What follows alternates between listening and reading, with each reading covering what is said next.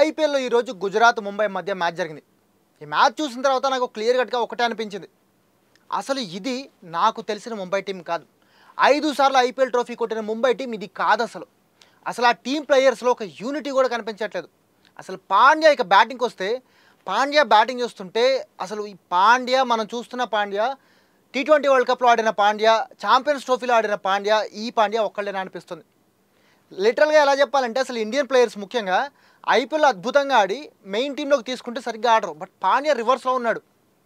ఐపీఎల్లో ఇలా చెత్తగా ఆడుతున్నాడు. అసలు వికెట్లు తీశాడు, 2 వికెట్లు తీశాడు. బట్ స్టిల్ పాండ్యా బ్యాటింగ్ చూస్తే అసలు బ్యాట్ పట్టుకోవడం మర్చిపోయాడా అనిపించింది.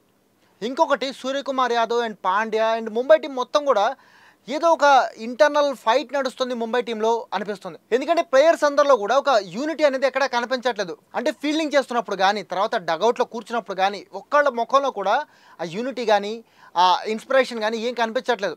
ఇంకోటి రోహిత్ శర్మ నుంచి మొత్తం బ్యాటింగ్ లైనప్ చూసుకుంటే ఒక్క బ్యాట్స్మెన్ కూడా నేను నిలబడాలి, అద్భుతంగా ఆడాలి, టీంని గెలిపించాలి అని ఆడిన వాళ్ళు ఒక్కళ్ళు కూడా లేరు, ఒక తిలక్ వర్మ తప్పితే. సూర్యకుమార్ యాదవ్ ఆడాడు. బట్ సూర్యకుమార్ యాదవ్ అవుట్ అయిపోతే అసలు అవుట్ అవ్వడానికి కారణం చూస్తే నాకు నిజంగా మైండ్ పోయింది. ఎందుకంటే సూర్యకుమార్ యాదవ్ నాన్ స్ట్రైకర్ ఎండ్లో ఉన్నాడు, పాండ్యా స్ట్రైకర్ ఎండ్లోకి వచ్చాడు, కొత్తగా బ్యాట్స్మెన్ వచ్చాడు. సింగిల్ తీసి సూర్యకుమార్ యాదవ్కి ఇచ్చేసి సూర్యకుమార్ యాదవ్ వచ్చి ఆల్రెడీ సెట్ బ్యాట్స్మెన్ కాబట్టి ఎంతకొంత స్ట్రైకింగ్ ఇస్తాడు కదా, కనీసం 2Dలో 4 6 ట్రై చేస్తాడు కదా. అవతల ఎండ్లో ఏదో బౌలర్ ఉన్నప్పుడు పాండ్యా ఇలా చేస్తుంటాడు, దాదాపుగా సింగిల్స్ తీయకుండా 4లకి బౌండరీలకి ట్రై చేస్తుంటాడు. ఇప్పుడు ఈ మ్యాచ్లో అవతల ఎండ్లో సూర్యకుమార్ యాదవ్ ఉన్నాడు, ఒక సెట్ బ్యాట్స్మెన్ ఉన్నాడు, స్కోర్ కూడా కొట్టున్నాడు అప్పటికే. అలాంటి బ్యాట్స్మెన్ అవతల ఎండ్లో ఉన్నా సరే సింగిల్స్ కూడా తీయకుండా డిఫెన్స్ ఆడడం, బంతిని అసలు టైమింగ్ చేయలేకపోవడం, ఇదంతా పాండ్యా ఆడుతుంటే నిజంగా అసలు ఈ పాండ్యా ఆ పాండ్యా ఒకళ్ళేనా అనిపించింది. ఇక ఆ టీంలో ఉన్న గొడవలన్నీ పక్కన పెడితే first of all team setup playing 11 ఏదైతే ఉందో అసలు ఆ ప్లేయింగ్ 11 పరమ చెత్తగా ఉంది. గుజరాత్ గెలిచింది ఈ మ్యాచ్లో ఒప్పుకుంటా. బట్ గుజరాత్ ఎంత అద్భుతంగా అయితే బౌలింగ్ కానీ బ్యాటింగ్ కానీ కరెక్ట్గా సెట్ చేసుకుందో ఆ సెటిల్మెంట్ అనేది ముంబై టీంలో ఎక్కడా కనపడలేదు. ఫస్ట్ ఆఫ్ ఆల్ పాండ్యా రావాలి ఈ మ్యాచ్లో. పాండ్యా రావాలంటే ఎవరిని తీసేయాలి? ఇన్ఫామ్లో లేని ప్లేయర్ ఎవరైతే ఉన్నారో వాళ్ళని తీసేయాలి. అలా తీసేయకుండా అసలు విల్ జాక్స్ లాంటి ప్లేయర్ని లాస్ట్ ఇయర్ బెంగళూరుకి ఎలాంటి సెంచరీ కొట్టాడు విల్ జాక్స్, అలాంటి విల్ జాక్స్ని టీం నుంచి తీసేసి పాండ్యా వచ్చేసాడు. పోనీ ఇంపాక్ట్ ప్లేయర్ ఏమన్నా యూజ్ చేసుకుంటున్నారా? సాధారణంగా ఒక టీంలో 4 ఫారినర్స్ ఉండొచ్చు. అయితే ఇంపాక్ట్ ప్లేయర్ ఏదైతే ఉందో దీన్ని యూజ్ చేసుకొని 5 చేత మనం ఆడించుకోవచ్చు. ఇది సాధారణంగా ప్రతి టీంకి తెలుసు. SRHలో కూడా ట్రావిస్ హెడ్ అండ్ ఆడమ్ జంపాని ఆడిస్తారు. ఎందుకంటే Travis Head foreigner Australia and Adam Zampa కూడా ఆస్ట్రేలియన్. సో వీళ్ళిద్దరిని కనుక మేనేజ్ చేయగలిగితే ఒక ప్లేయర్ ఎక్స్ట్రా ఆడించుకున్నట్టే మనకి ఫారినర్ని. కనీసం అది కూడా యూజ్ చేసుకోలేకుండా విల్ జాక్స్ని పక్కన పెట్టేసి ఎవరైతే మంచి ఇన్ఫామ్ బ్యాటర్ ఉన్నాడో, సరే లాస్ట్ మ్యాచ్ అంతగా ఆడలేదు బట్ స్టిల్ మంచి బ్యాటర్ విల్ జాక్స్, అద్భుతంగా ఆడగలడు. అలాంటి బ్యాటర్ని పక్కన పెట్టేసి రాబిన్ మిన్స్ ఉంచుకొని కెప్టెన్గా హార్దిక్ పాండ్యా ఎంట్రీ ఇచ్చేశాడు. రోహిత్ శర్మని ఇంపాక్ట్ ప్లేయర్గా పెట్టుకోవచ్చు, లాస్ట్ మ్యాచ్లో పెట్టుకున్నట్టు రోహిత్ శర్మని పెట్టి వేరే ప్లేయర్నైనా ఆడించుకోవచ్చు. అసలు చక్కగా ఫారెన్ ప్లేయర్నే ఇంపాక్ట్ ప్లేయర్గా పెట్టుకోవచ్చు. అది యూజ్ చేసుకోలేదు అంటే కనీసం బౌలింగ్లో ఫీల్డింగ్లో యూజ్ అవ్వని ప్లేయర్ని ఏమైనా పెట్టుకుంటే బెటర్. ఇన్ఫామ్లో లేని ప్లేయర్ని ఆడించుకుంటే ఇంపాక్ట్ ప్లేయర్గా బెటర్. అది ఏం చేయలేదు. రాబిన్ మిన్స్ అలానే ఉన్నాడు అండ్ విల్ జాక్సన్ తీసేశారు. ఓపెనింగ్లో ఆల్రెడీ లాస్ట్ మ్యాచ్లో కూడా రియాన్ రికెల్సన్ ఫెయిల్ అయ్యాడు. బట్ స్టిల్ ఈ మ్యాచ్లో కూడా ఆడించాడు. లాస్ట్ మ్యాచ్లో కూడా మనం మాట్లాడుకున్నాం ముంబైకి సరైన ఓపెనింగ్ దొరకట్లేదు అని. ఈ రియాన్ ఎవరైతే ఉన్నారో తను తీసేసి ఇంకెవరైనా తీసుకోవచ్చు. విల్ జాక్సన్ అసలు ఓపెనింగ్ కూడా పంపించుకోవచ్చు ఆడించుకుంటే. బట్ అది చేయలే. ఇన్ఫామ్లో లేకపోయినా సరే రియాన్ని ఆడించుకున్నారు అండ్ రియాన్ ఫెయిల్ అయ్యి వెళ్ళిపోయాడు ఈ మ్యాచ్లో కూడా. విల్ జాక్స్ లేడు 1 డౌన్లో 4th ప్లేస్లో కాపాడడానికి టీంని. సో పోయింది. ఒక్క బ్యాట్స్మెన్ కూడా సరిగ్గా లేదు. ఒకసారి స్కోర్స్ చూస్తే మన ముంబై టీం ఆడిన స్కోర్స్ చూస్తే రోహిత్ శర్మ 8 వచ్చాడు, 2 4 కొట్టాడు సిరాజ్ బౌలింగ్లో. 3వ బాల్ మళ్ళీ ఆడపోయాడు. సిరాజ్ అద్భుతమైన ఇన్స్వింగర్ తోటి రోహిత్ శర్మను అవుట్ చేసేసాడు. అవుట్ అయిపోయి వెళ్ళిపోయాడు. నా పని అయిపోయింది ఇక్కడతోటి, నేను ఇంకా ఆడే పని లేదు, నేను 2 4 కొట్టాను కదా, నా పని అయిపోయింది అంతే. ఆల్రెడీ ఇంపాక్ట్ ప్లేయర్గా వచ్చాడు కదా లాస్ట్ మ్యాచ్లో. సో ఈ మ్యాచ్లో కూడా ఇంపాక్ట్ ప్లేయర్ అనే అనుకున్నాడో ఏమో, తన పని అంతే అనుకుని వెళ్ళిపోయాడు 2 4 కొట్టేసి. ఆ తర్వాత చెప్పుకున్నప్పుడే రియాన్ రికెల్సన్ 6 రన్స్ కొట్టాడు, 9 బంతులు వెళ్ళిపోయాడు. తర్వాత తిలక్ వర్మ ఒక్కడు 36 బంతుల్లో 39 రన్స్ కొట్టి ఇన్నింగ్స్ని కొంచెం బిల్డ్ చేయడానికి ట్రై చేశాడు. ఒక పక్క తిలక్ వర్మ బిల్డ్ చేయడానికి ట్రై చేస్తుంటే తర్వాత సూర్యకుమార్ యాదవ్ కూడా మంచి సపోర్ట్ ఇచ్చాడు. 28 బంతుల్లో 48 రన్స్ కొట్టి తిలక్ వర్మ సూర్యకుమార్ యాదవ్ ఇద్దరు క్రీజ్లో ఉన్నప్పుడు అద్భుతంగా అసలు ముంబై గెలుచుద్ది మ్యాచ్ అనిపించింది. అలాంటి టైంలో తిలక్ వర్మ అవుట్ అయ్యాడు. తిలక్ వర్మ అవుట్ అయ్యాక రాబిన్ మిన్స్ క్రీజ్లోకి వచ్చాడు. ఆల్రెడీ మనకు తెలుసు రాబిన్ మిన్స్ లాస్ట్ మ్యాచ్లో కూడా ఆడింది ఏం లేదు. ఒకవేళ ఈ మ్యాచ్లో ఆడతాడేమో అని ఆశపడ్డారు అంతే. ఆశ రాబిన్ మిన్స్ తీర్చలేదు, వెళ్ళిపోయాడు, అవుట్ అయిపోయి 3 రన్స్ కొట్టి వెళ్ళిపోయాడు. తర్వాత హార్దిక్ పాండ్యా వచ్చాడు. హార్దిక్ పాండ్యా కెప్టెన్ ఇన్నింగ్స్ ఆడాలి వచ్చినప్పుడు, ఎందుకంటే ఆల్రౌండర్, అద్భుతమైన పించ్ హిట్టర్, ఇలాంటి బిరుదులన్నీ పెట్టుకొని కెప్టెన్ ఇన్నింగ్స్ ఆడాల్సింది పోయి అప్పటికే దాదాపుగా 12-13 రన్ రేట్ వెళ్ళిపోయింది, రికవరీ రన్ రేట్. అయినా సరే అసలు బాల్ని టైమింగ్ చేయడం కూడా మర్చిపోయాడు. బాల్ని ఎలా టైమింగ్ చేయాలి, ఎలా కొట్టాలి, ఇదంతా మర్చిపోయి కనీసం దాన్ని టైమింగ్ చేసి ఆడి డిఫెన్స్ సింగిల్స్ తీయడం కూడా వల్లగాలేదు హార్దిక్ పాండ్యాకి. అంతా పోయింది. హార్దిక్ పాండ్యా 17 బంతుల్లో 11 రన్స్ కొట్టి రబాడా బౌలింగ్లో అవుట్ అయిపోయాడు. అప్పటికి ఏదో పెద్ద షాట్ కొట్టబోయి అవుట్ అయిపోయాడు, వెళ్ళిపోయాడు అంతే.